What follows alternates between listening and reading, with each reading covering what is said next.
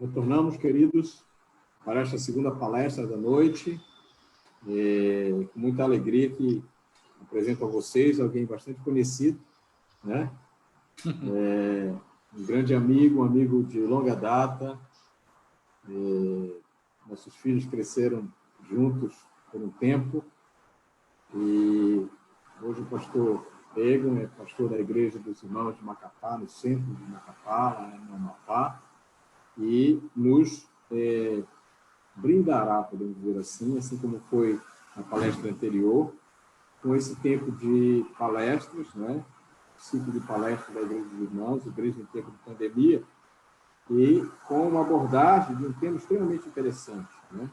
Cidadão do céu, peregrino na terra. Como viver nesta pandemia? Né? Então, Deus nos abençoe, e que a chuva que cai agora em Belém, que é bastante forte, também realmente seja uma realidade para esse tempo de bênção, de chuva de bênção, com a sua palavra e com aquilo que Ele quer transmitir para nós através do seu servo. Vamos orar. Louvamos o Senhor, te bendizemos e te agradecemos pela chuva que cai, porque ela vem de ti. Queremos pedir a tua bênção, chuvas de bênção sobre o teu povo, aqui reunido. Que o teu nome seja engrandecido e louvado. Inspira o teu servo e ajuda-o naquilo que tem a transmitir para nós nesta noite. Em nome de Jesus. Amém. Amém. Boa noite, graça e paz aos nossos irmãos. É um tempo bastante interessante do ponto de vista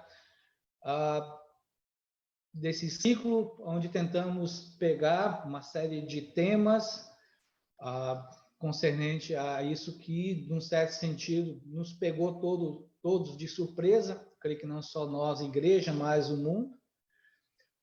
E um tema que eu creio que tem muito a ver com o nosso dia a dia e o nosso ser igreja. Então, em certo sentido, uma continuação daquilo que acabamos de ouvir.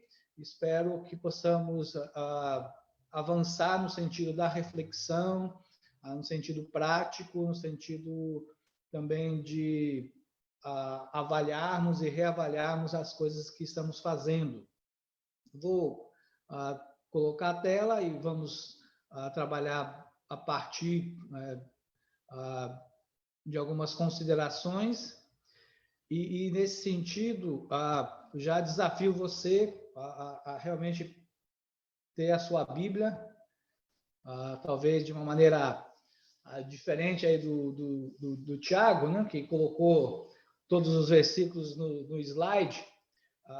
Ele é da nova geração, como eu já sou da velha, né, então a questão fica mais usar a Bíblia. Eu gosto realmente que a gente possa ainda manusear a palavra e ter a palavra. Então, se você tem a sua Bíblia, por favor, possa abri-la. A gente vai, na verdade, percorrer a carta de Paulo aos Filipenses, e vamos trabalhar alguns versículos, tentando pensar dentro dessa temática que nós temos, cidadão do céu, peregrino na terra.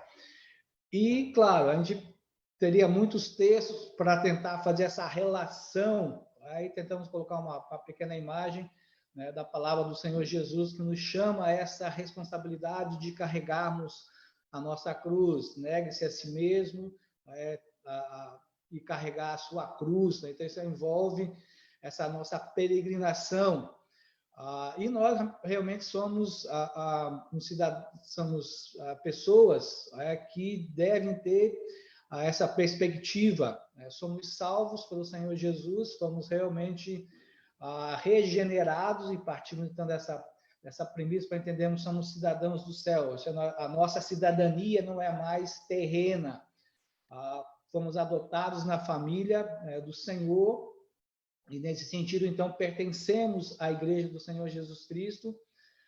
Os nossos olhos têm que estar sempre postos na eternidade, no nosso novo lar, mas o próprio Senhor Jesus orou dizendo para que Deus não nos tirasse deste mundo, dessa terra, mas nos guardasse do mal. Então, nós temos sim que vivermos nesse mundo, entendendo que a nossa maneira de vivermos é como cidadãos do céu. Essa deve ser realmente a nossa identidade maior e mais forte dentro da nossa peregrinação. Entendemos que a partir do nosso novo nascimento, assim como nós nascemos numa família, dentro de uma cultura, de uma cidade, de um estado, de um país, com uma língua, com seus aspectos culturais, nós nascemos de novo. Aí recebemos, então, esse DNA vindo pelo Espírito de Deus nas nossas vidas. E, da mesma maneira que, como uma criança, temos que desenvolver, assim também, como cidadãos do céu, somos crianças que temos que aprender a estudar a palavra, desenvolver a nosso crescimento, chegarmos a uma maturidade até o dia de sermos levados desse mundo para a eternidade. Então, é essa vida que nós temos aqui na Terra. Temos que viver as coisas comuns desse mundo, nos envolvermos, num certo sentido, na realidade. O pacto ainda de Deus com Adão ainda é válido para nós, ou seja, do suor do teu rosto comerás o pão. Então, ainda temos que trabalhar, temos as responsabilidades para com a sociedade.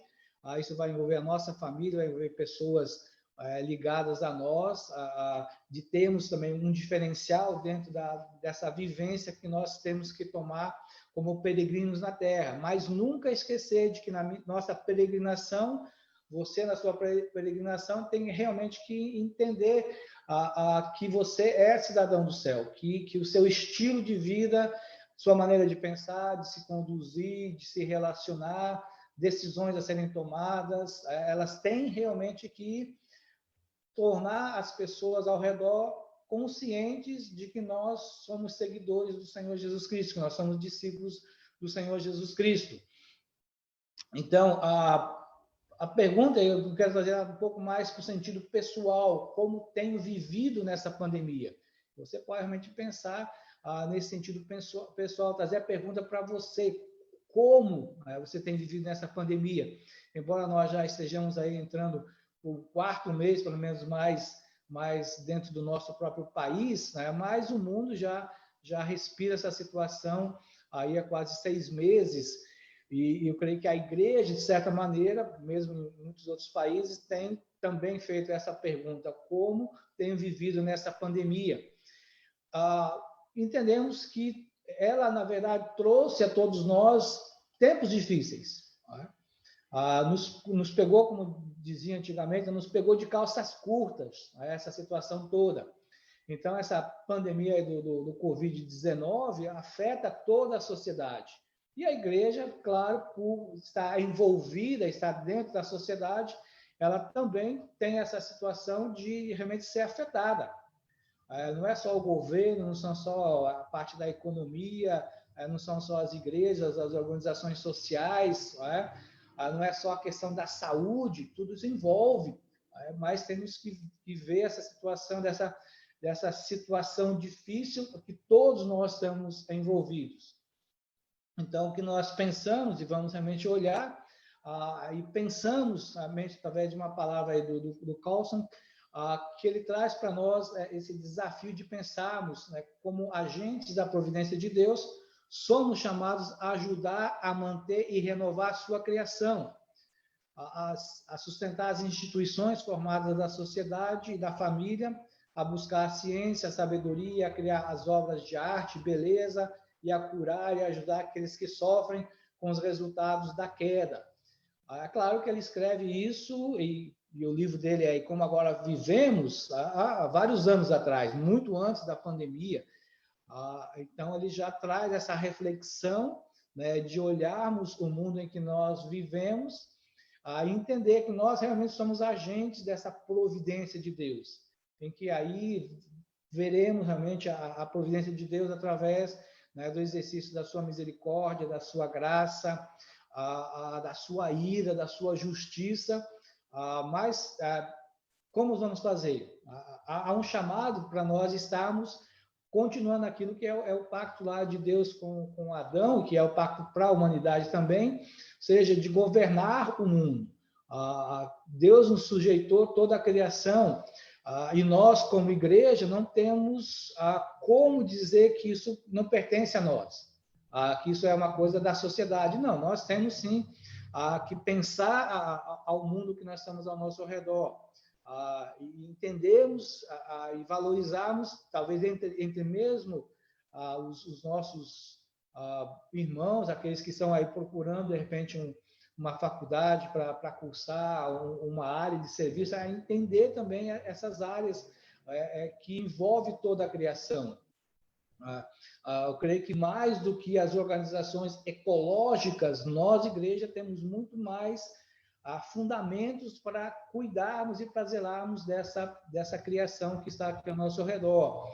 Mas também temos a responsabilidade com as instituições, que é a família e a própria sociedade, o bem comum da sociedade, da família. Aí vemos que aí a questão de menos de 5 anos, pouco antes da nossa pandemia que vivemos, a questão família começou, em muitos lugares do mundo, a ser realmente quebrada.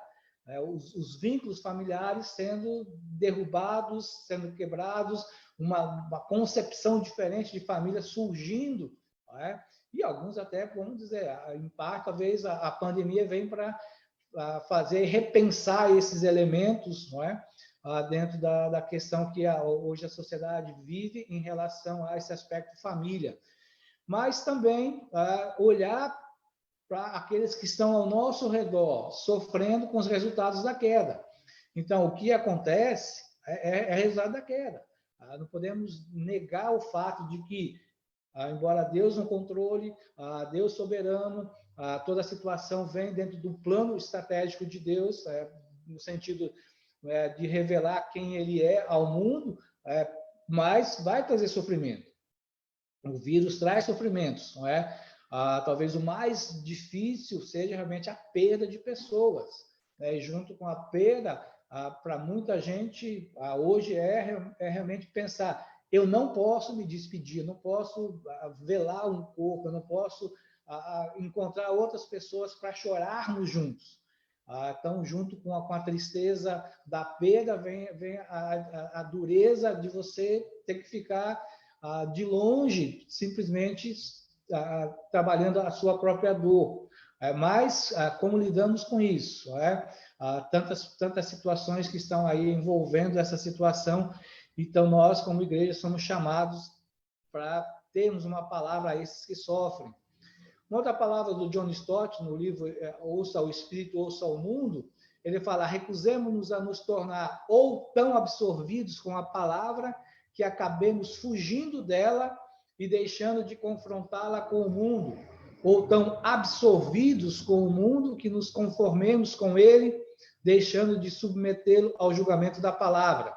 Claro, são duas questões, duas áreas que chamam-se escapismo e conformismo, são erros opostos, mas nenhum dos dois é uma opção cristã. Então, ao longo da história, a gente vê um pouco dessa situação, a própria realidade que nós vivemos em tempos aí das últimas décadas, mostra muitas vezes grupos ou pessoas procurando o escapismo, ou seja, não, eu tenho que ler a palavra, tenho que só estudar a palavra, não se envolvendo com as coisas do mundo, não dando uma resposta à situação que o mundo vive, não tendo uma palavra mais profética, podemos colocar dessa maneira, com relação ao que está acontecendo no mundo.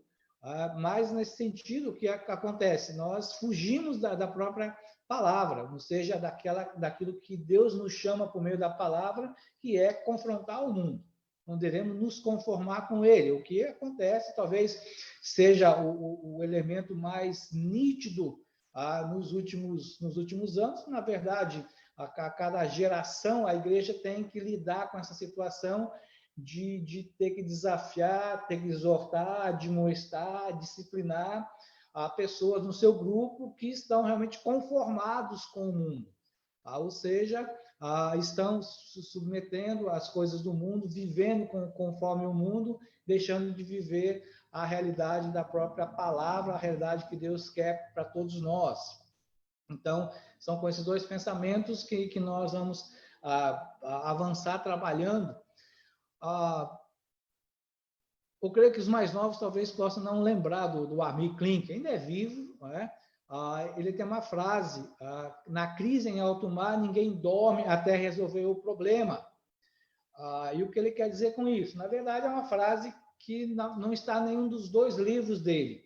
É uma frase que acabou sendo trazida aí através de uma entrevista para a questão financeira, tentando entrevistá-lo e ver essa situação de relacionar a travessia que ele fez pelo Oceano Atlântico, da África até o Brasil, como lidar vários aspectos com a questão financeira. E, claro, o que nós podemos pensar e entender é que nós, na verdade, vivemos uma situação muito parecida, né, com a que ele vivenciou, tormentas, tempestades, tubarões ao redor, uma série de problemas que estavam ali perto dele. Agora, o que nós vivemos hoje, que nós podemos olhar para essa situação e podemos entender é que é uma situação que pode ter um chamado caráter apocalíptico, mas basta a gente olhar para o Apocalipse para saber que o que nós vivemos hoje é muito pouco com relação àquilo que acontecerá durante o tempo da tribulação. Por quê? Porque lá virão catástrofes muito maiores, sofrimentos, mas às vezes nós pensamos, mas tudo isso já não está acontecendo, já não estamos vivendo isso? Será que a pandemia já não trouxe para nós essa questão toda, né, de um castigo de Deus? Ou será que, na verdade, Deus está tentando nos ensinar alguma coisa? Ou chamar ao mundo a uma responsabilidade, tentar trazer os olhos do mundo a quem ele é, né, de um mundo tão distante dele. Ou talvez até para nós, igreja, e eu penso que, de certo sentido, o panorama da igreja evangélica, pelo menos no Brasil e talvez aqui na região da América, vai ser diferente. Eu creio que as igrejas triunfalistas, as igrejas da prosperidade, as igrejas que não tinham bases na palavra, elas vão desaparecer com alguns anos. Elas não vão se sustentar. Eu creio que, assim como nós vemos nos profetas, a igreja vai ter realmente um remanescente fiel, um grupo de pessoas que amam o Senhor, que querem conhecer a palavra, que querem estudar a palavra. Esses vão buscar aqueles grupos que realmente ensinam a palavra, aquelas igrejas que estão comprometidas com a palavra, com Deus, que ensinam a verdade, e não uma série de coisas. Por quê? Porque a pandemia está mostrando para muitos que essas questões triunfalistas de muitas igrejas não está acontecendo. Há muita perda, muita morte, muitas coisas não estão dando certo. Então, olhamos e podemos realmente pensar que a melhor maneira de nós nos aproximarmos de Deus e mantermos os olhos fixos em Deus é realmente ver esse Deus que é fiel, que é providente, e que sempre para nós, que somos a igreja, pensamos, ele vai trazer as coisas para usar as situações para nos trazer realmente a uma conformação com o caráter do Senhor Jesus Cristo. Por isso nós podemos dizer realmente que a fé, a esperança que nós temos, essa pandemia e talvez aqueles que têm um discurso mais pessimista não devem trazer algo para nos abalar, para perdermos essa graça de Deus, de vivermos pela fé, de mantermos a esperança, de crermos num Deus todo-poderoso, mesmo diante de muitas situações difíceis. E vamos trabalhar, então, um pouco com a carta de Paulo aos Filipenses, em que quero trazer, na verdade, mais essas partes aplicativas do que Paulo coloca, lembrando que é realmente uma exortação para que a igreja, para que aqueles irmãos pudessem manter firme diante das tribulações. Por quê? Porque viviam situações de perseguições, de problemas, lá na cidade de Filipos, com relação ao Império Romano dominante, a própria religião judaica, que tinha um certo poder, as religiões pagãs, que tinham um certo poder. Por que ele quer isso? Por que se manter firmes para que o progresso do evangelho continue na vida daqueles irmãos e isso também sirva de motivação para outros crentes. Então, é olharmos e pensarmos nesse aspecto da carta, que nós devemos olhar essas instruções sobre o que fazer, o que lembrar no momento que nós estamos vivendo. Esse momento da pandemia, o momento do isolamento social, o momento, né, de certos cuidados. E a igreja, nos dias de hoje, de certa maneira, vai se assemelhar, então, a esses problemas mais turbulentos que existiam lá. E, num certo sentido, alguns elementos da igreja em Filipos são elementos que a igreja tem vivido nesses últimos anos. Talvez cada igreja local possa estar passando por questões de problemas internos, brigas internas, pressão dos falsos profetas. Isso nós vemos muitos falsos líderes, com falsas doutrinas, atacando muitas vezes irmãos nossos, dizendo: será que nós não estamos errados e eles estão certos? Nós não estamos fazendo isso, aquelas igrejas estão crescendo, estão desenvolvendo. Mas a intenção toda realmente é que nós possamos viver uma vida que honre ao Senhor. Vou pegar uma palavra que Paulo usa várias vezes: viver de um modo digno da nossa vocação, do nosso chamado dentro desse mundo. É realmente vivermos como peregrinos, mas com esse estilo, com a conduta, com o comportamento de um cidadão dos céus. Então, como peregrinos, é viver esse momento crítico que nós vivemos, essa tempestade na qual nós estamos vivendo. E aí, as palavras lá do Klink realmente nós não devemos dormir. Aí, no sentido de acharmos que está tudo tranquilo, que as coisas vão acontecer, que podemos descansar, que podemos gastar tempo aprimorando os nossos jogos, assistindo o nosso filme, como o Tiago falou há pouco. Não é realmente para estarmos olhando para isso. A situação que envolve é realmente uma situação de tempestade. Não devemos dormir, não devemos nos acomodar com isso. Devemos realmente ter olhos um pouco mais à frente para os dias posteriores, dizer como vamos fazer, o que devemos fazer, de que maneira vamos fazer. Então, esse é o desafio que nós temos. E aí, então, nós vemos algumas diretrizes dentro dessa carta, na verdade, algumas orientações para viver um viver realmente de cidadãos do céu, um viver cristão, dentro dessa crise. Então, você tem a sua Bíblia aí, pode pegar aí o texto de Filipenses 1, de 9 a 11.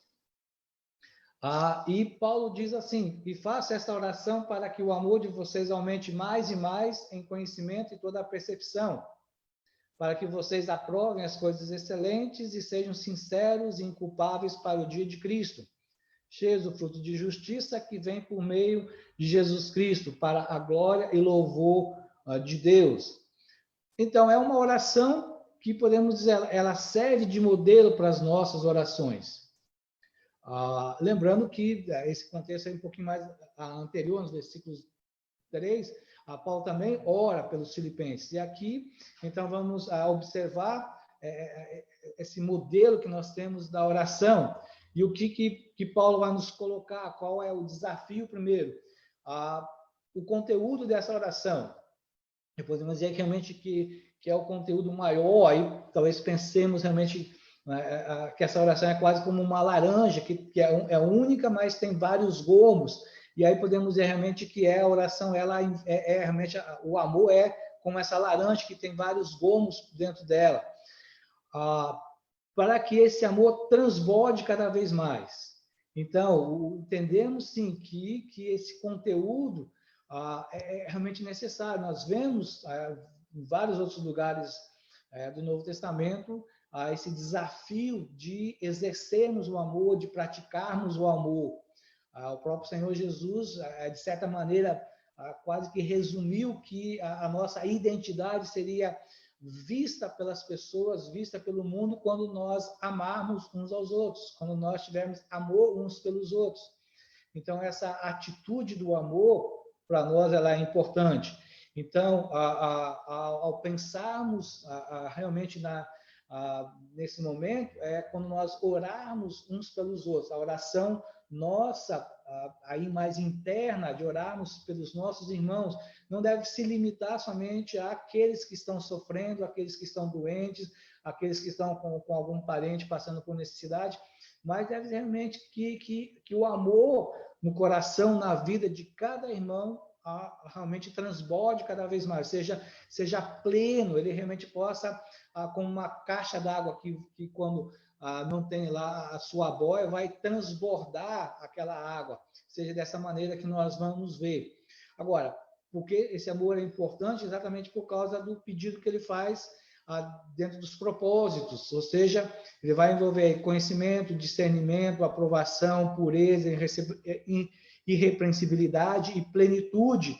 Tudo isso são os propósitos para o qual Paulo ora, falando a respeito do amor, para que ele possa estar envolvendo, e nesse sentido, o conhecimento, o discernimento, ele só vai ter realmente um valor e uma qualidade aperfeiçoada quando existir o amor, quando o amor for uma prática que nós tenhamos. A ideia de percepção é aquilo realmente, a ideia do conhecimento, do discernimento, envolve realmente ter tanto a mente quanto o coração com condições de discernir o que é bom e o que é mal. Ou seja, então a ideia de Paulo aí, ao falar, não é realmente de amarmos, tendo conhecimento, tendo discernimento, precisamos conhecer bem a palavra, conhecer muito bem a pessoa de Deus, o que Deus é, e dentro dessa relação nossa com as pessoas, no exercício do amor, temos esse discernimento, o que é bom e o que é mal.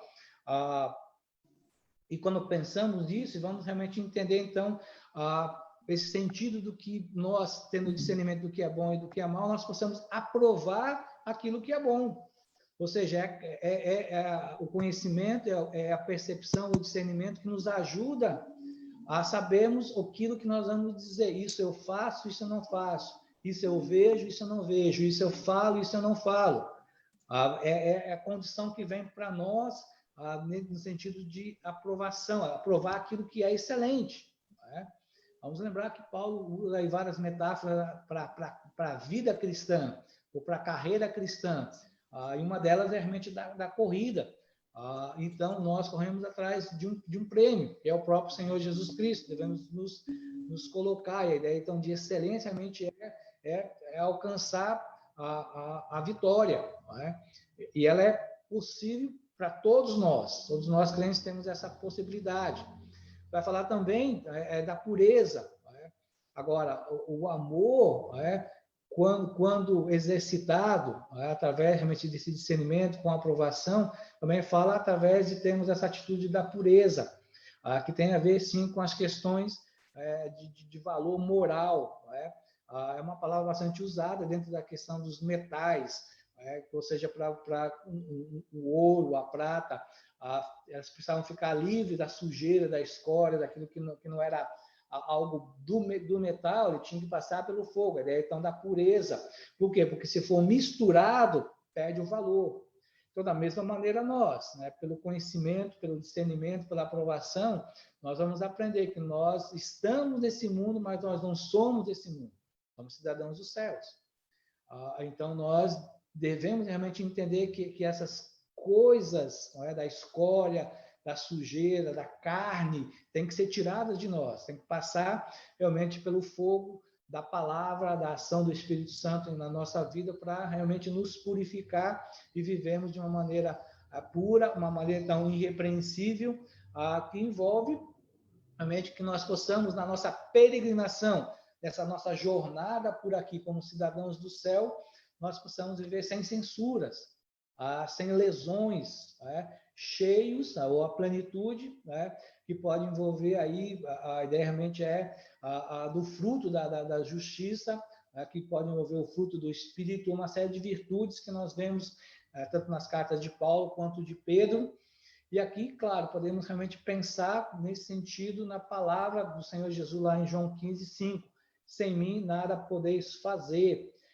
Então, se nós queremos desenvolver essa vida, nós oramos tanto por nós quanto pelos nossos irmãos para que esses elementos estejam, para que dessa maneira as pessoas, em um momento como esse, elas tenham realmente capacidade, aí relembrando algumas coisas, que elas possam discernir coisas que estão ouvindo, coisas que estão chegando pelas redes sociais, que elas possam aprovar aquilo que é excelente, que elas possam realmente buscar, orar realmente para que elas tenham pureza, para que elas deixem as sujeiras, que estão na sua vida, que estão vindo à mente, ao coração, aos ouvidos, deixa de lado e possa realmente viver nessa plenitude, praticando aquilo que Deus nos chama. E o alvo, claro, da oração, podemos entender, a finalidade é a glória de Deus. Então, o desafio para você e para mim, como igreja, é olharmos para a própria igreja, para os nossos irmãos, orarmos para que sejamos uma igreja que viva e que pratique essa oração, para que Deus receba a glória. Não para que eu receba, não para que a igreja local receba, não é para nós, não é para nosso grupo, e sim para que Deus seja glorificado, para que ele veja ele sinta realmente esse aroma suave vindo das nossas orações, da prática que nós estamos fazendo. Avante tem Filipenses 1:29, é uma outra palavra do apóstolo Paulo, que ele diz: porque vocês receberam a graça de sofrer por Cristo e não somente de crer nele. Então, devemos aprender com o sofrimento. O que Paulo diz, nós recebemos o dom, não só de crer, ou seja, não só o dom da salvação, não só o dom que a fé nos possibilitou de termos os nossos olhos abertos e entendermos que somos pecadores, que Jesus é o Senhor e Salvador das nossas vidas, mas também esse dom, esse presente é de sofrermos por causa de Cristo. Claro, só para deixar claro, às vezes as pessoas estão sofrendo e dizendo que está sofrendo, e pegando o texto, mas na verdade ela está sofrendo por causa de erros, de coisas erradas que fizeram, de pecados cometidos. Não é exatamente isso que Paulo está dizendo. Paulo está realmente dizendo por causa de Cristo, por viver para Cristo, por desenvolver uma vida que seja uma contracultura àquilo que o mundo está colocando, por manter o padrão de Deus, manter as virtudes de Deus, de ser realmente um seguidor do Senhor Jesus Cristo. Então, isso é importante para nós. O que nós vemos é uma fase do reino, que ele diz: o sofrimento gera segurança de salvação. Porque quando nós estamos vivendo Cristo, quando nós estamos agindo segundo o modelo que nós temos na pessoa do Senhor Jesus Cristo, dos seus apóstolos, temos na palavra, e quando pessoas nos perseguem, quando pessoas falam contra nós, quando pessoas se levantam contra nós, ou contra a nossa igreja, quando tentam fazer algum tipo de tempestade, de turbulência contra nós, é um sofrimento. E isso gera segurança e salvação. Por quê? Porque isso está realmente mostrando que nós podemos confiar no Senhor, que independente dos sofrimentos que passemos, nós podemos olhar e entender, Deus cuida de nós. E há uma ideia realmente de que o sofrimento, eu sei, um dia eu vou estar na eternidade, um dia eu serei um cidadão que vai habitar, que vai viver na Nova Jerusalém, vai viver no céu. Então, isso traz realmente uma segurança para nós. Pensando, sim, na questão de entendermos que o sofrimento também pode ser entendido como um instrumento para ganharmos descrentes para o Senhor Jesus. É o nosso testemunho de fé, de esperança, de alegria, de louvor a Deus. E olhamos a situação que vivemos. Há sofrimentos. É difícil dizer uma família que não tenha, nesses meses, tido algum relato que o entristeceu, de uma maneira um pouco mais direta. Talvez no começo, escutando mais as coisas envolvendo a Europa, a China ou alguns outros lugares, nós vimos a pandemia para lá, víamos o vírus atacando para lá, depois começou a chegar no Brasil e começou, talvez aqui, olhando um pouco nós, a região norte, talvez Minas, as coisas estão acontecendo muito para São Paulo, Rio, São Paulo, Rio, São Paulo. Depois, nós começamos a entender, está chegando até nós, já são nossos amigos, já são conhecidos, e agora são famílias. Então, o sofrimento está muito perto de nós. Então, o que nós olhamos é que quando nós enfrentamos isso, nós transmitimos para as pessoas que nós podemos absorver esse sofrimento, que ele não nos derruba no sentido de amaldiçoarmos, de murmurarmos, de reclamarmos. Isso é um testemunho. Nós mostramos para as pessoas a nossa fé no Senhor Jesus. Nós mostramos a esperança que nós temos no Senhor Jesus. É certo que talvez alguns perderam pessoas ou conheceram pessoas que foram vitimadas pelo coronavírus, que você diz, não era crente, não é? Mas eu tenho que entender, Deus é soberano. A pandemia está realmente debaixo de um plano de Deus, de uma ação de Deus. Então, mesmo que haja um certo sofrimento, ou que haja um sofrimento talvez mais forte por causa da perda de alguém que não é crente, nós sabemos, né? Deus é Senhor, Deus cumpriu o seu papel, essa pessoa cumpriu o seu papel que Deus deu para ela. Por quê? Porque, independente, né, do coronavírus, a verdade é que as pessoas no mundo, todas elas têm os seus dias contados e determinados. Conversando com alguém que perdeu uma pessoa, a minha palavra sempre foi, olha, se não fosse o coronavírus, seria alguma outra coisa, mas esse seria o dia, o mês e a hora que ele iria morrer. Por quê? Deus tem algo escrito nesse sentido para cada pessoa individualmente. São bilhões de pessoas no mundo hoje, mas Deus tem cada um plano pessoal, individual. Ele, eu creio, está usando essa situação toda para levar as pessoas, né, que ele determinou que seriam levadas. 3:20 nos fala e devemos entender e pensar nessa nova identidade que nós temos no Senhor Jesus Cristo. Então, Paulo diz assim, pois a nossa pátria está nos céus, de onde também aguardamos o Salvador, o Senhor Jesus Cristo, o qual transformará o nosso corpo de humilhação para ser igual ao corpo da sua glória, segundo a eficácia do poder que ele tem de até subordinar a si todas as coisas. Somos cidadãos do céu, ou seja, nós temos uma nova identidade. Somos perdoados, somos regenerados, fomos convertidos, somos justificados, somos santificados, somos chamados a uma vivência de santificação. Então, esses elementos doutrinários são a nossa identidade. Eu tenho que compreender isso, eu tenho que entender essas verdades e realmente andar conforme essa nova identidade. Eu estou morto com Cristo na cruz, ou seja, tudo aquilo que era da condenação já não me condena mais, por isso eu posso tranquilamente dizer, eu estou salvo, porque eu fui justificado, porque eu morri com Cristo, os meus pecados foram pagos por Jesus na cruz, mas eu tenho que viver como ressurreto. Jesus ressuscitou e o meu estilo de vida, embora a ressurreição do meu corpo vai acontecer posteriormente, ou talvez nem aconteça, a ressurreição só a transformação, se o arrebatamento vai acontecer logo, enquanto estiver vivo, mas o estilo que tenho que viver dessa identidade é como ressurreto. Por isso, o que Paulo nos coloca é pensar realmente que devemos viver de modo digno do Evangelho. E aí, então, o que ele nos coloca dentro desse viver da pátria que nós temos. Nossa pátria está nos céus.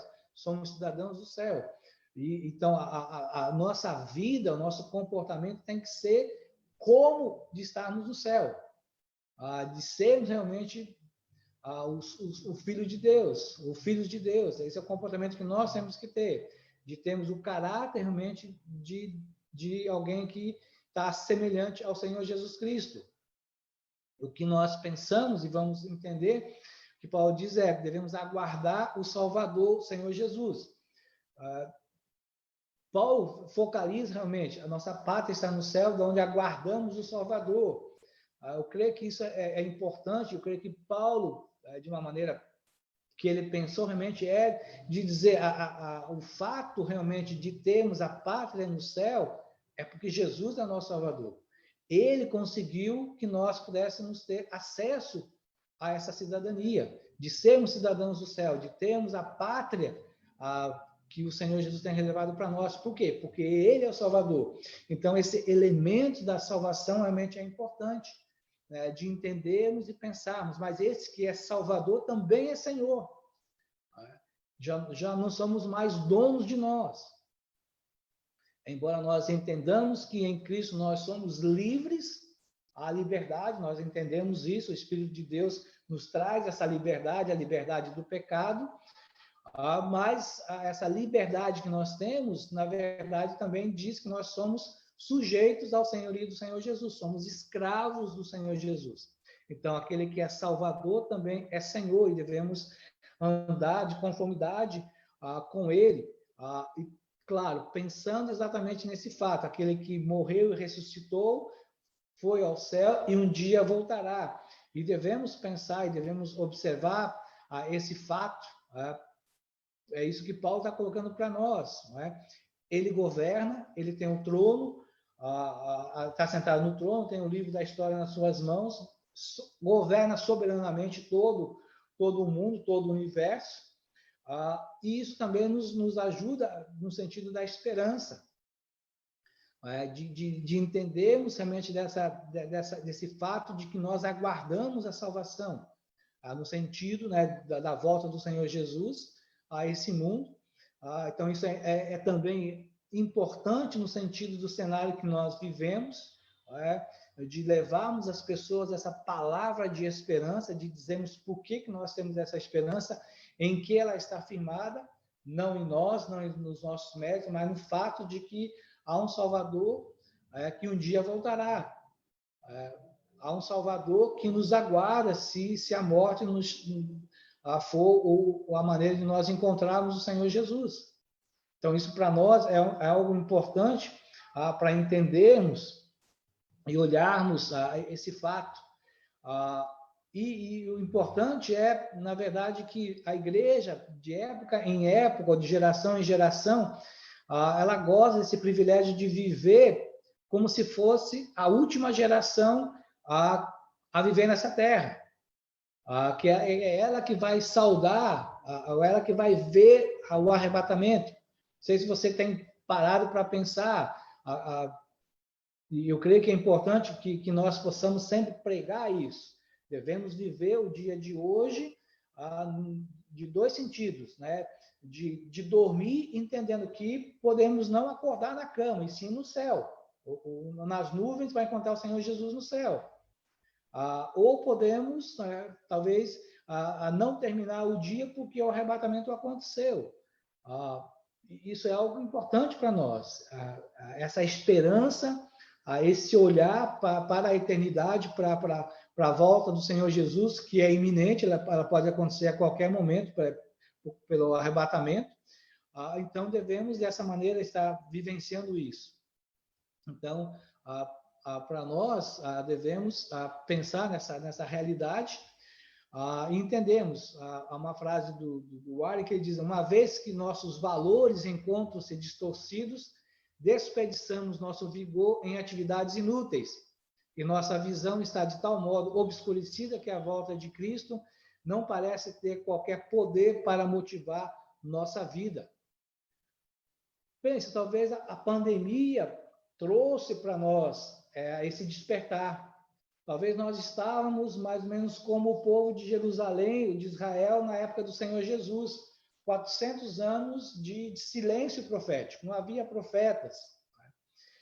E muitos deles, naquela época, estavam dizendo, a Bíblia, Deus promete um Messias, Deus promete, né, o descendente, o Salvador, mas a gente já escutou tanto isso, já ouvimos tanto falar desse libertador, que será que ele vem mesmo? E talvez é o que acontece com muitas pessoas. Eu escuto falar de Jesus, que Jesus vai voltar, vai voltar, vai voltar, ele nunca volta. Será que ele vai voltar mesmo? Não é?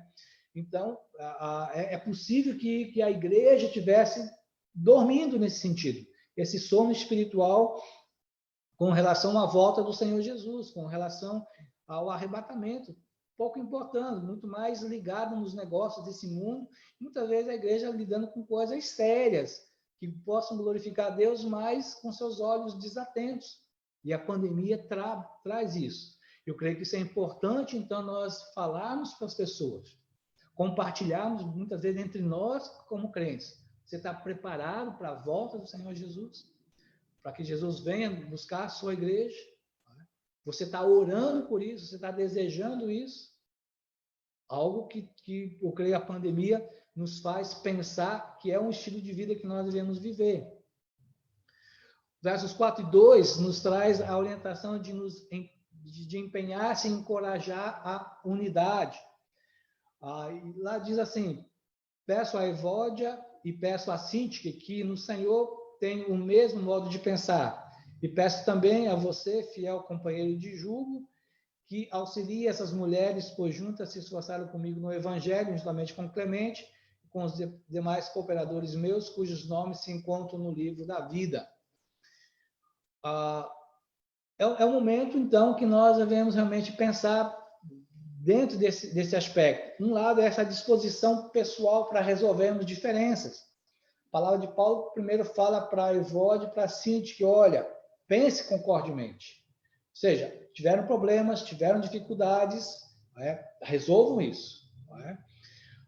Eu sei que talvez em muitas igrejas talvez tenham pessoas com dificuldades, com problemas, com picuinhas umas contra as outras. E aí?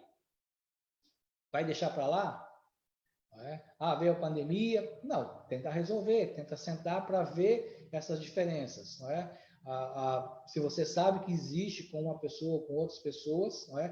Tente resolver, mas tem que ter uma disposição pessoal.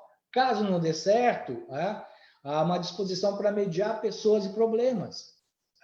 Pense nesse sentido, então, de que precisamos aí do Cisigós, que seria o companheiro de julgo, eu creio que provavelmente era o nome dele, né? E não simplesmente aí a ideia de traduzir o nome. Eu creio que assim como Evódia significa boa viagem, então eu creio que o pai e a mãe colocaram o nome do menino de Cisigós, ou seja, traduzindo companheiro de julgo. Fazer essa mediação, fazer esse momento de saber A e B estão com problemas, deixa eu chamá-los, deixa eu tentar ajudá-los, usar talvez recursos, habilidades para envolver isso. É claro que isso também pode nos chamar a atenção, talvez não só para o contexto da igreja, embora Paulo aqui fala especificamente para dentro da igreja, mas podemos pensar fora da igreja, podemos pensar em situações que vão envolver a própria vida com outras pessoas. Talvez famílias, vizinhos, amigos que estão passando por situações de problemas, de brigas, não é? E talvez você possa pensar, eu posso mediar essa situação, eu posso ajudar intervindo, dando opiniões para ajudar essas pessoas dentro desse problema. Então, é importante que isso aconteça. Olhamos também, versos 4 a 7, essa estabilidade emocional e espiritual que devemos ter dentro dessa pandemia.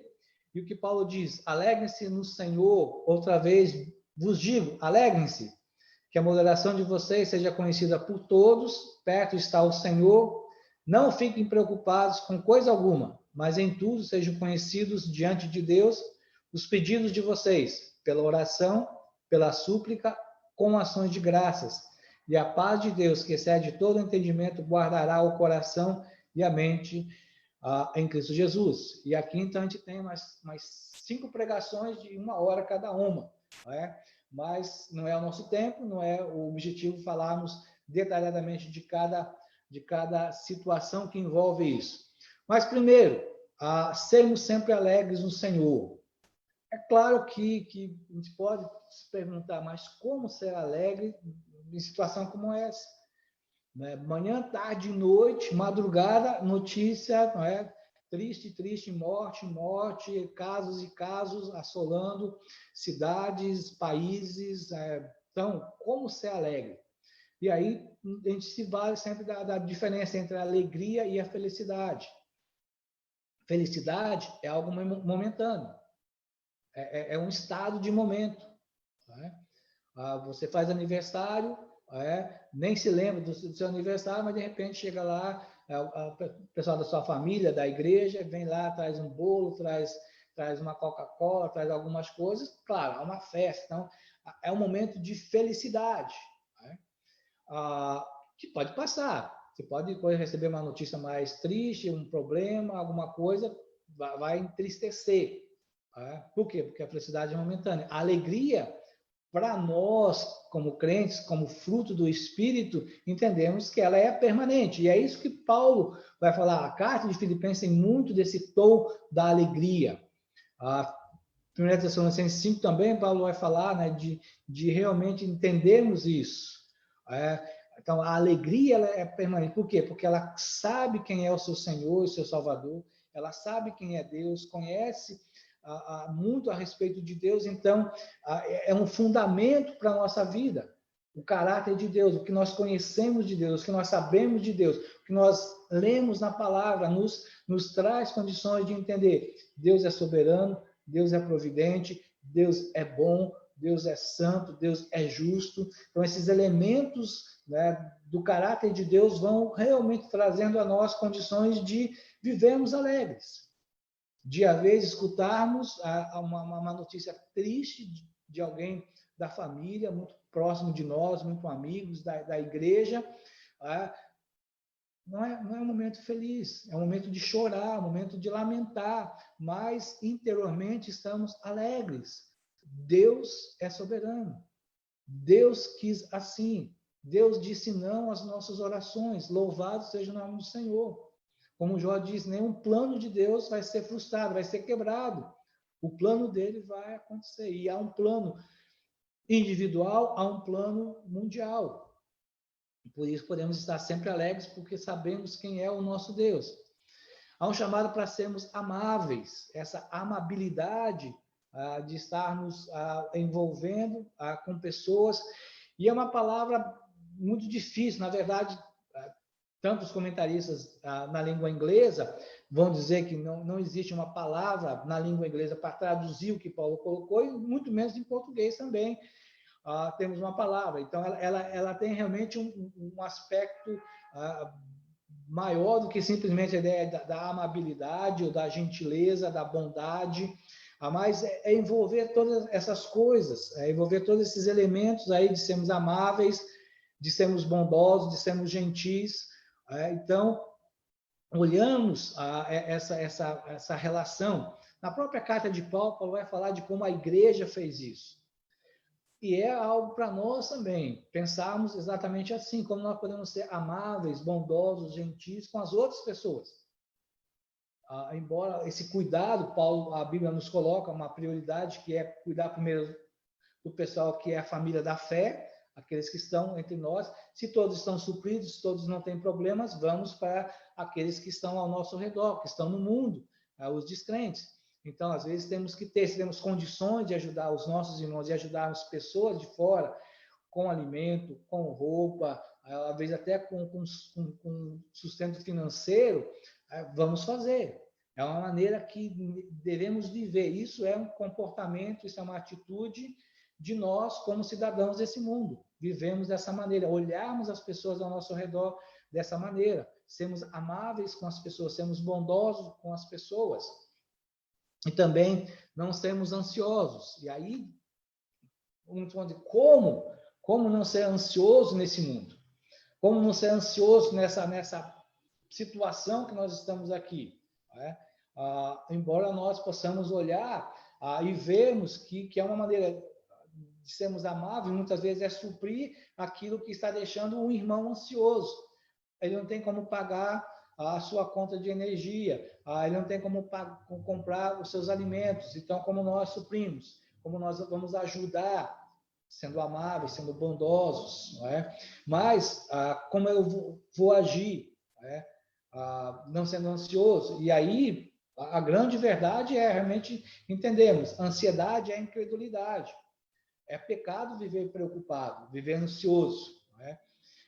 Por isso, Paulo, então, nos recomenda a estarmos realmente pensando nisso. E uma frase do Spurgeon que diz que a ansiedade não esvazia o sofrimento de amanhã, só esvazia o poder de hoje. E é uma verdade. Né? Quando estamos ansiosos, no dia de hoje nós somos incrédulos. O poder de hoje vai faltar, porque nós não temos fé para as coisas de amanhã. Como é que ele diz? Qual é o remédio? Qual é, talvez, a terapia, já que a ansiedade muitas vezes acaba no consultório do psicólogo, do psiquiatra? Qual é a terapia que Paulo nos coloca? Ele diz, não fiquem ansiosos por nada. Dinheiro, saúde, casamento, trabalho, emprego. É a situação que vivemos hoje. Não fique ansioso por nada. Claro que alguns dizem, como? Meu negócio acabou, estou desempregado,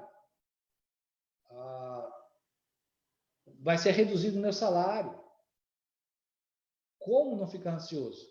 E aí Paulo diz, por nada, mas em tudo, ou seja, todas as coisas, todas as áreas da sua vida deve ser conhecida, colocada diante de Deus pela oração, pela súplica, com ações de graça. Então, é claro que cada um desses elementos de oração, súplica, tem uma ação completa e um entendimento de Paulo que ele quer colocar, mas o fator principal aqui que Paulo coloca para todos nós é com ações de graça, ou seja, Senhor, eu estou desempregado, eu te louvo por isso. Porque o Senhor é soberano, o Senhor fechou essa porta, o Senhor vai me sustentar, Senhor, eu não tenho como alimentar minha família, não tenho como pagar algumas contas, estou colocando isso diante do Senhor, me dá um coração tranquilo, quero agradecer, porque o Senhor está me deixando passar por esse momento de sofrimento, para que o teu nome seja louvado, para que eu cresça, para que eu amadureça, para que áreas da minha vida sejam aperfeiçoadas. Então, essa é a solução de Paulo, esse é o remédio que Paulo coloca para nós, não andarmos ansiosos. Né? Por quê? Porque quando estamos ansiosos, isso acaba impedindo nós, impedindo a igreja, impedindo você e eu, de realizarmos os atos de bondade, de misericórdia para com as pessoas. De ficarmos realmente olhando muito mais para o nosso umbigo, e às vezes olhar que pessoas ao nosso redor podem estar muito mais carentes, muito mais necessitadas do que nós. Talvez a gente tenha ainda a farinha, tenha alguns ovos para comer, mas aquele outro já nem farinha, nem mais ovo tem. Tem algumas doenças, tem alguns problemas de saúde, mas aqueles está numa situação pior, já perdeu pessoas. Então, essa é a realidade que muitas vezes está envolvendo muitas pessoas ao nosso redor. A objetividade, versos 4, capítulo 4, versos 8 e 9, o que Paulo está colocando para nós? Quais são esses filtros para o nosso pensamento? Finalmente, irmãos, tudo que é verdadeiro, tudo que é respeitável, tudo que é justo, tudo que é puro, tudo que é amável, tudo que é de boa fama, se alguma virtude há e se algum louvor existe, seja isso que ocupe o vosso pensamento. O que também aprenderam de mim, receberam de mim, ouviram de mim, e o que viram em mim, isso põem em prática, e o Deus da paz estará com vocês. São chamados filtros de pensamento. Então, alimente a sua mente para ter uma saúde espiritual e emocional. Filtre as coisas, não é? Principalmente nesse momento em que tantas coisas estão acontecendo, Tome cuidado com aquilo que está ocupando a sua mente. Aí o Ferguson diz, uma mente cheia dessas coisas deixará pouco espaço para qualquer pensamento que possa produzir ansiedade, quebrar a paz ou destruir a alegria. E aí, então, concluímos o que nós pensamos de tudo isso. Certamente, quando uma situação que ultrapassa nossas várias competências e que destaca nossas limitações, ela nos questiona, nos aflige e nos obriga a largar horizontes. É isso que a pandemia tem feito. Está fazendo... Só concluindo, na verdade, né? Terminar dizendo realmente que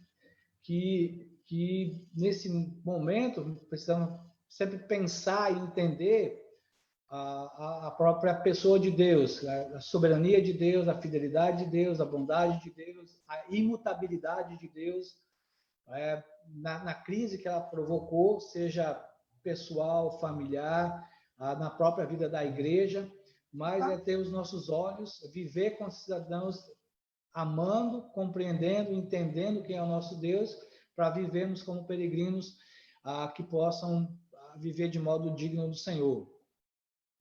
Amém.